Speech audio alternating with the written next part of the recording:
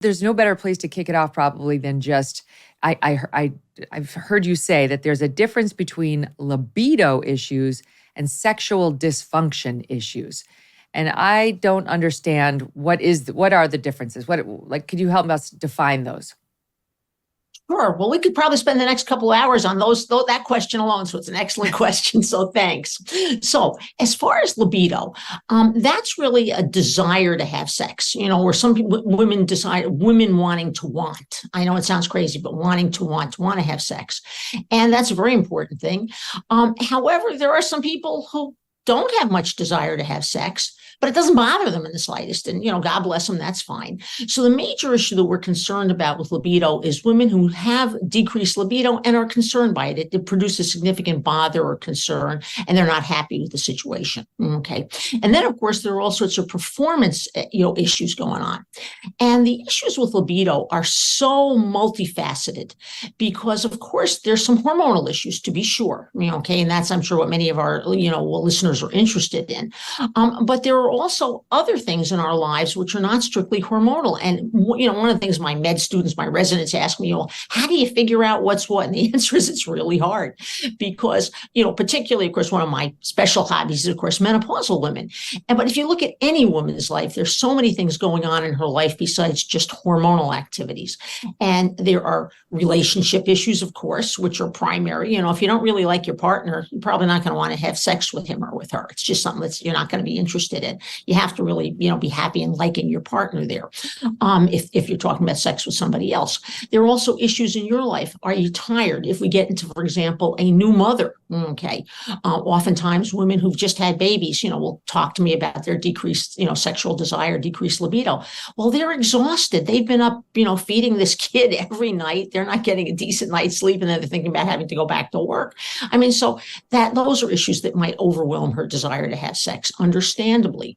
Or if somebody's having pain, okay, there are women who have painful pelvic conditions or significant medical conditions, which just are really debilitating for them. And it's like, who would want to have sex if it's going to hurt? And that, again, is particularly important when we get to talking about our menopausal ladies who may be suffering from vaginal dryness. So it's discomfort issues.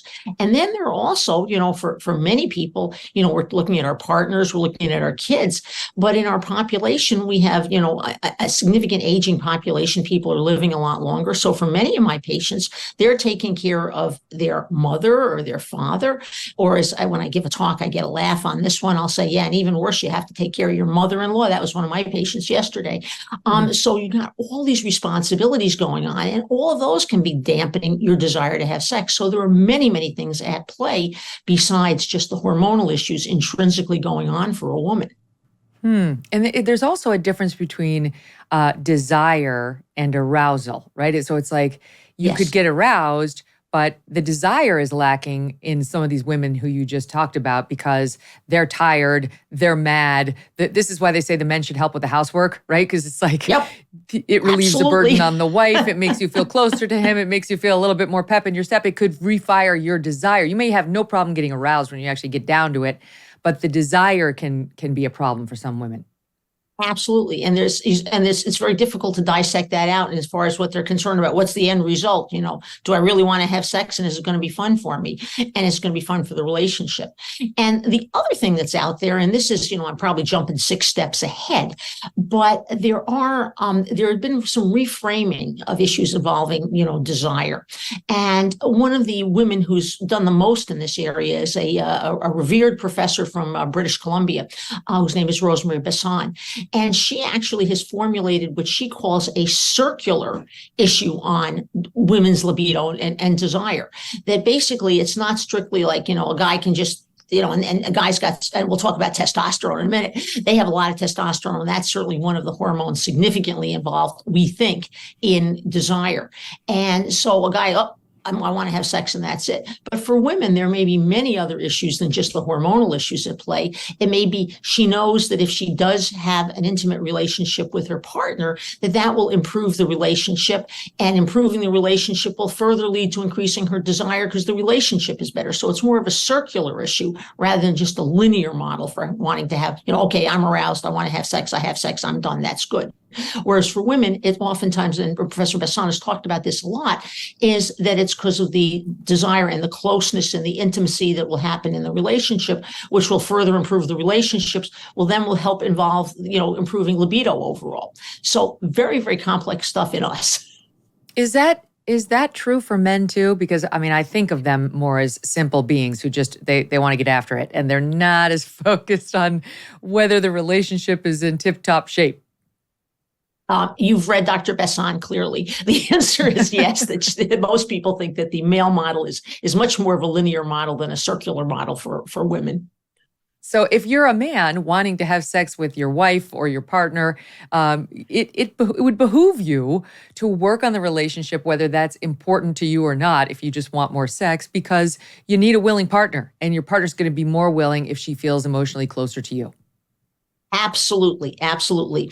And I can throw in a quote, which I think is interesting, from somebody who I've had the honor of working with on certain occasions. And I've worked with Dr. Ruth Westheimer. And one of the lines that she uses, which I borrow regularly, if the guy wants to have sex and stuff like that in this relationship, and she'll look and she'll say, and if he hasn't taken the garbage out in the last 5 days, well, she's not going to be very interested. It's true. Anyway, so yes, improving the relationship can be improving the life at home can be very helpful to having the woman want to get closer in this relationship. Yes, that's right. It's not that it's like hot to see your husband take out the trash. It's that you want shared burdens on the things that are no fun around the house. You do not want to be the one doing way more than your share. And then, because I will say this, I'll say to Doug, I'm not doing I'm not cooking the dinner and cleaning up the dinner and cleaning up the house. And then, you want to cuddle up to me. At that point, it feels like another chore. You don't want it to feel like something I'm just giving you, right? It needs to be more balanced. Absolutely. Definitely needs to be more balanced.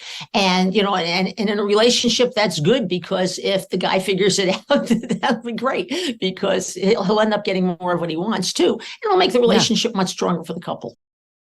Summer used to mean I was kicking off the sheets every other night to try to stay cool. I don't know about you. But that all changed thanks in part to my discovery of Cozy Earth bedding. Now I'm sleeping comfortably even on those hot, awful nights. And you can too. Simply swap out your current sheets for soft, breathable, temperature-regulating sheets from Cozy Earth, the brand with thousands of 5-star reviews, including my own. If you don't agree that you are sleeping cooler and more comfortably this summer, they will refund your purchase price, no questions asked. Also, your shipping. And you get 100 nights to try them out. How can Cozy Earth make such a guarantee? Because their bedding is made from viscose, from bamboo, so it traps less heat, enabling people to sleep cooler and more comfortably year-round. For a limited time, save up to 40% on Cozy Earth. Go to CozyEarth.com, enter my promo code Megyn at checkout, and save up to 40% right now. Try them for 100 nights. If you don't sleep cooler, send them back for a full refund. CozyEarth.com, promo code Megyn. Hey, thanks so much for watching. If you like what you just saw, hit the subscribe button for more clips and full episodes.